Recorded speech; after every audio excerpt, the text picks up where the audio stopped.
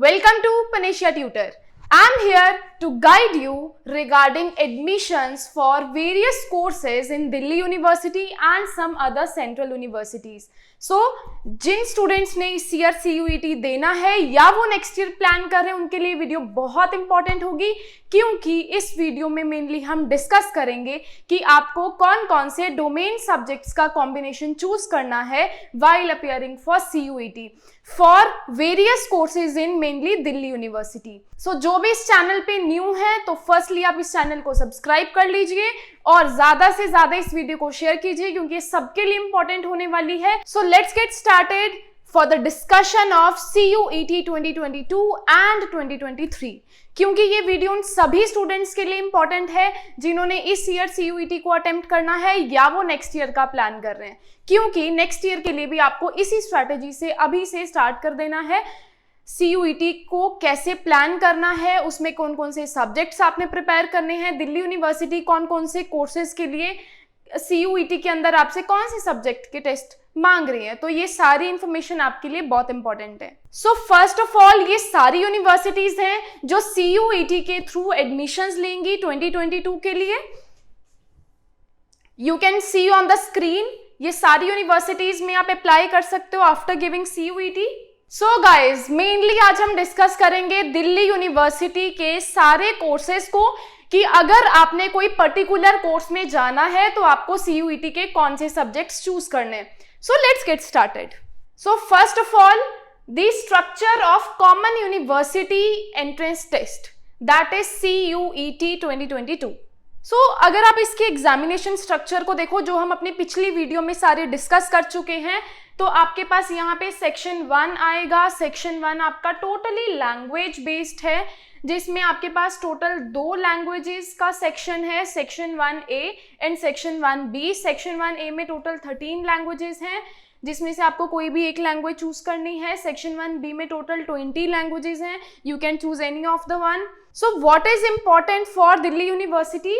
It is for admission to university of Delhi candidate must appear in at least 1 languages. कम से कम एक language आपको जरूर चूज करनी है अगर आप दिल्ली यूनिवर्सिटी के किसी भी कोर्स में एडमिशन लेना चाहते हो। नेक्स्ट आपका आ जाता है सेक्शन 2। सेक्शन 2 आपका डोमेन स्पेसिफिक सेक्शन है। इसके अंदर टोटल आपके पास 27 डोमेन्स होंगे सब्जेक्ट में, और अगर आप दिल्ली यूनिवर्सिटी में एडमिशन लेना चाहते हो देन आपको सबसे पहले कोर्स सिलेक्ट करना है कि आप किस कोर्स में जाना चाहते हो। कोर्स वाइज हम पूरे डोमेन सब्जेक्ट को अभी डिस्कस करने वाले हैं। ओके, सो नेक्स्ट है section 3 general test. General test सभी कोर्सेज में नहीं है, जिन पर्टिकुलर कोर्सेज में जर्नल टेस्ट है वी विल डिस्कस, तो आपको उसी में ही जर्नल टेस्ट देना है। सभी के लिए जरूरी नहीं है कि आप दोगे, बट हम यहाँ पे आगे जाके जानेंगे कि हमारे लिए जर्नल टेस्ट क्यों इंपॉर्टेंट है, क्यों ऐसा कहा जा रहा है कि आपको जर्नल टेस्ट देना चाहिए, आपके लिए बहुत बेनिफिट होगा। ये सारा अभी हम आने वाले कुछ सेकंड्स में डिस्कस करेंगे। So students, after discussing this examination structure let us move to some important points of DU admissions. तो सबसे इंपॉर्टेंट पॉइंट क्या है कि जिन्होंने भी दिल्ली यूनिवर्सिटी में एडमिशन लेना है उनके लिए रजिस्टर करने से पहले ये जानना बहुत जरूरी है कि उस पर्टिकुलर कोर्स में जिसमें भी आप जाना चाहते हो उसका एलिजिबिलिटी क्या है, कि आप उस पर्टिकुलर कोर्स में कौन कौन से CUET के अंदर टेस्ट दोगे। And for further update related CUET आप पनेशिया ट्यूटर के साथ तो जुड़े ही रहेंगे, क्योंकि यहाँ पे भी सारे अपडेट्स आपको मिलते रहेंगे CUET के रिगार्डिंग, और हम इसके अंदर वेरियस क्रैश कोर्सेज भी लेकर आएंगे, आपके लिए क्लासरूम बैचेस भी लेकर आएंगे, लाइव कोर्सेज भी लेकर आएंगे, जिसके अंदर ये सारी इंफॉर्मेशन आपको दी जाएगी कि आपको CUET का पेपर कैसे अटेम्प्ट करना है, कितने क्वेश्चंस अटेम्प्ट करने हैं और किस स्ट्रेटेजी से आपको प्रिपेयर करना है। उन सभी के लिए हम आपको छोटी छोटी इंफॉर्मेशन देते रहेंगे। फाइन, उसके अलावा आपको हमेशा NTA की जो ऑफिशियल वेबसाइट है उस पर थोड़े थोड़े टाइम में आपको वहां पे जरूर विजिट करना है, ताकि बाकी की जो अपडेट्स हैं जो यूनिवर्सिटीज की आ रही हैं वो भी आपको वहां पे मिल सके। So guys, let us move to programme specific eligibility criteria. So सबसे पहले देख लेते हैं कि कौन कौन से डीयू के अंदर अंडर ग्रेजुएट डिग्री प्रोग्राम्स हैं। अगर आप जानना चाहते हो अंडर ग्रेजुएट प्रोग्राम में, तो ये सारे कोर्सेज अवेलेबल होंगे। सो अब बात करते हैं कि आपको अप्लाई कैसे करना है। अगर कोई student undergraduate programme university में अप्लाई करना चाहते हैं, वो सभी CUET 2022 के लिए रजिस्टर करेंगे cuet.smrth.ac.in पे जाकर। और अगर कोई स्कूल ऑफ ओपन लर्निंग के लिए अप्लाई करना चाहते हैं तो वो रजिस्टर करेंगे इस वेबसाइट के ऊपर। और अगर कोई NCWEB में अप्लाई करना चाहते हैं तो आपको इस वेबसाइट पे जाकर रजिस्टर करना है। Fine. So now come to the eligibility requirement for undergraduate admissions. So common minimum eligibility जो सभी कोर्सेज के लिए है वो क्या है कि आपको क्लास 12th जरूर पास करनी है या उसका इक्विवेलेंट एग्जामिनेशन जरूर पास करना है किसी सिंगल रिकॉग्नाइज्ड बोर्ड से। ठीक है, तो ये मिनिमम एलिजिबिलिटी है। इसके अलावा प्रोग्राम स्पेसिफिक एलिजिबिलिटी क्या है वो आपके लिए जानी बहुत इंपॉर्टेंट है। ये तो सभी कोर्सेज के लिए कि आपको क्लास 12th क्लियर होना चाहिए। So let us move to programme specific eligibility. जैसे CUET में टोटल आपके पास 4 सेक्शन थे, section 1A, section 1B, then section 2, then section 3। इसी तरह DU के अंदर टोटल आपके पास लिस्ट है। सबसे पहले आ जाती है लिस्ट A, देन आ जाती है list B1, then list B2 and then आपका आ जाता है जर्नल टेस्ट। ठीक है, तो इन्होंने इस तरह 4 कैटेगरीज बनाई हैं। सो let us discuss what is list A. तो लिस्ट ए के अंदर वो सारी लैंग्वेजेस हैं जो सेक्शन 1A और सेक्शन 1B CUET के अंदर आ रही थी। सो ये सारी लैंग्वेजेस की लिस्ट आपको दे रखी है। ये सारी वो लैंग्वेजेस हैं अगर दिल्ली यूनिवर्सिटी के किसी भी कोर्स में जाना है। It is compulsory to choose any one language अगर आपको दिल्ली यूनिवर्सिटी के किसी भी कोर्स में एडमिशन लेना है। ठीक है, सो नेक्स्ट आ जाता है लिस्ट बी। लिस्ट बी के अंदर फर्दर 2 लिस्ट हैं आपके पास, list B1 and list B2। इसमें वो 27 डोमेन्स जो कि CUET के सेक्शन 2 में थे, वो सारे डोमेन्स आपके इसके अंदर डिवाइडेड है 2 कैटेगरीज में। Accountancy, anthropology, biology, biological studies, total 18 subjects हैं लिस्ट B1 में। Now come to list B2। ये सारे वो सब्जेक्ट्स हैं जो आपको लेने ही हैं। मतलब B1 वाले तो सारे मेन सब्जेक्ट्स हैं, कोर सब्जेक्ट्स जिनको आप बोलते हो। लिस्ट B1 में सारे आपके कोर सब्जेक्ट्स आ जाते हैं जो आपको चूज करने ही हैं अगर आप किसी भी कोर्स में जा रहे हो। ठीक है, देन लिस्ट B2 में आपके एग्रीकल्चर, इंजीनियरिंग, ग्राफिक्स और ये सारे सब्जेक्ट्स आपके आ जाएंगे। और सबसे इंपॉर्टेंट बात क्या है कि आपके जो लिस्ट B1 और B2 में सब्जेक्ट्स मेंशन है, सिर्फ वो ही सब्जेक्ट्स प्रोग्राम स्पेसिफिक एलिजिबिलिटी के लिए कंसीडर किए जाएंगे। उनसे बाहर कोई भी सब्जेक्ट आपका DU में एडमिशंस लेने के लिए कंसीडर नहीं किया जाएगा।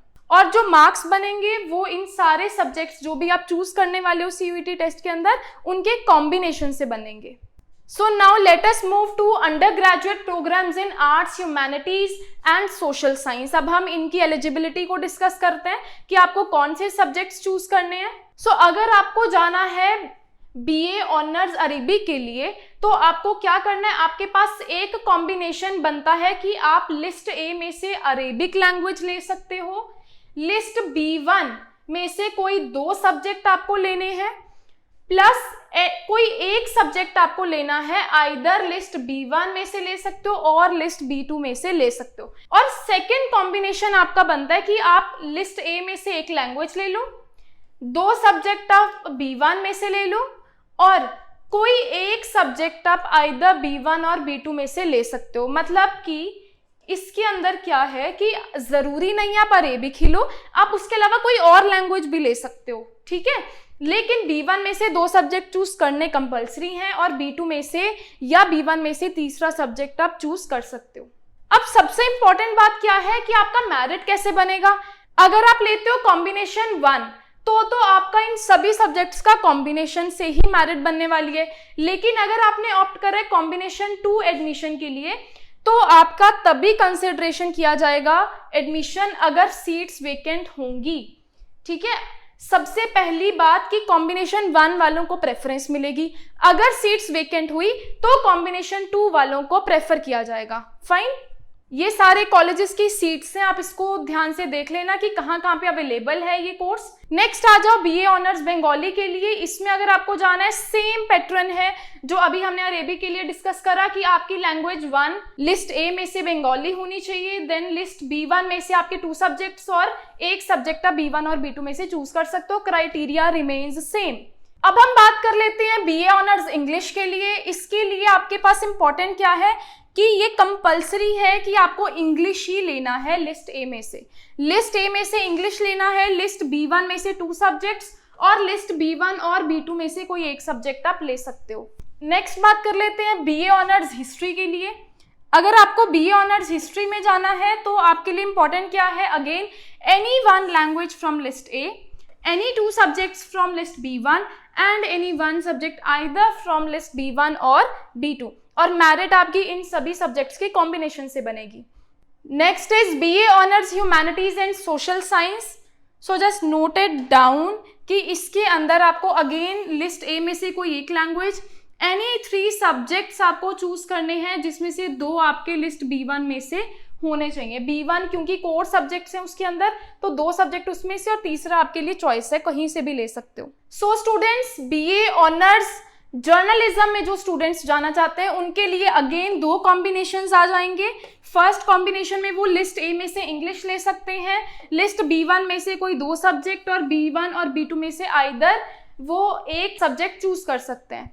फाइन। सेकेंड कॉम्बिनेशन क्या बनता है कि आप लिस्ट ए में से अगेन इंग्लिश चूज कर लो और आप साथ में CUET का सेक्शन 3 जो जर्नल टेस्ट था वो भी दे सकते हो। So next move to political science में ऑनर्स अगर आप करना चाहते हो तो आपको कोई भी एक लैंग्वेज चूज करनी है लिस्ट ए में से, 2 सब्जेक्ट लिस्ट B1 में से और एक सब्जेक्ट आइदर लिस्ट B1 और B2 में से आप कर सकते हो, और जो मेरिट बनेगी इन सभी के कॉम्बिनेशन से ही बनने वाली है। तो सेम है बायोलॉजिकल साइंस के लिए भी।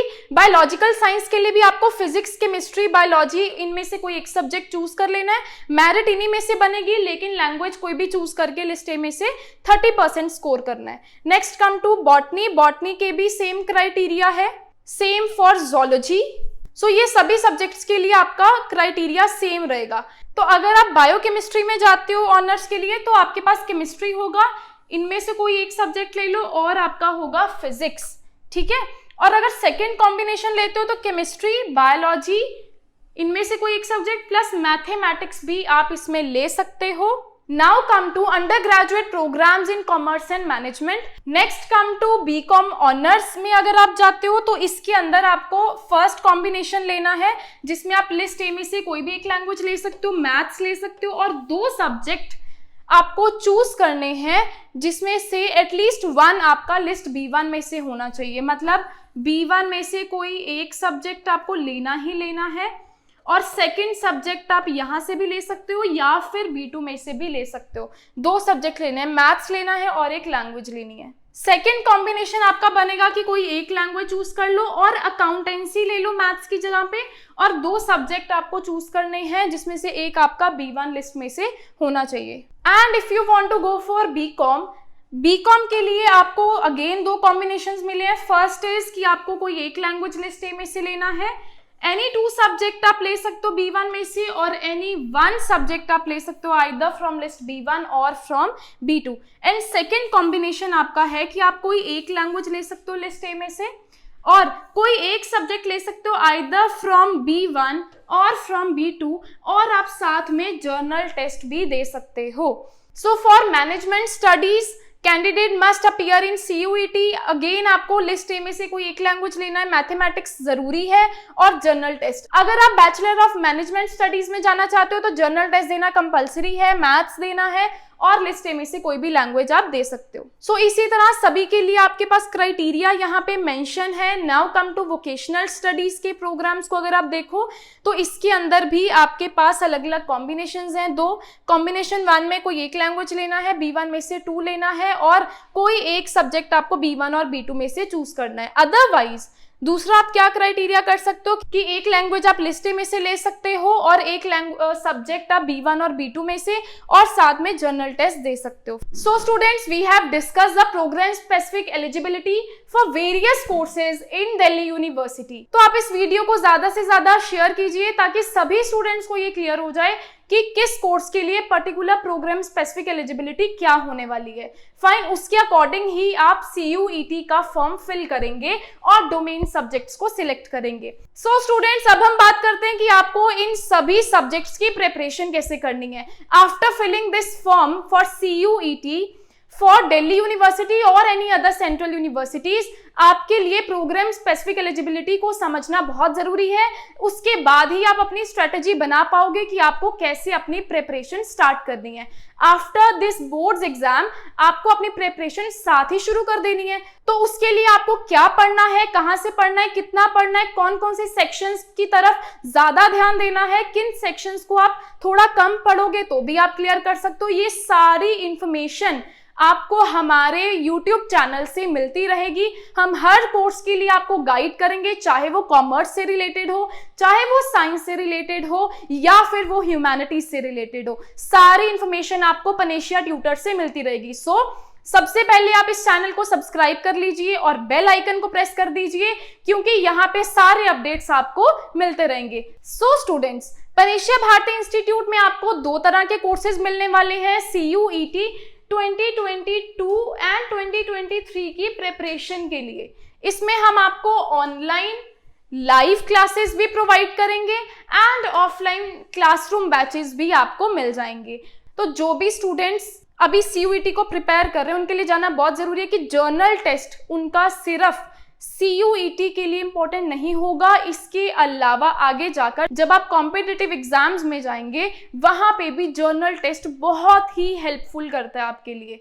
तो इसलिए आपको जर्नल टेस्ट जरूर प्रिपेयर करना है जब आप CUET की प्रिपरेशन कर रहे हैं। सो इन तीनों की तैयारी हम आपको ऑनलाइन ऑफलाइन दोनों मोड्स में प्रोवाइड करेंगे, या फिर कुछ भी डाउट्स हैं आप उनको क्लियर करना चाहते हो, आप हमारे गिवन कॉन्टेक्ट पे कॉन्टेक्ट कर सकते हो। So thank you so much.